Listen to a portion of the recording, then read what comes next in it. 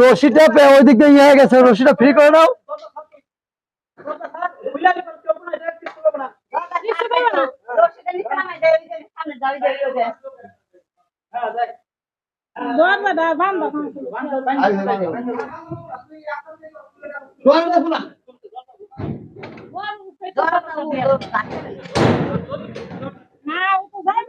দেখতে পাচ্ছেন ওকে ঘরে ঢুকানো যাচ্ছে না।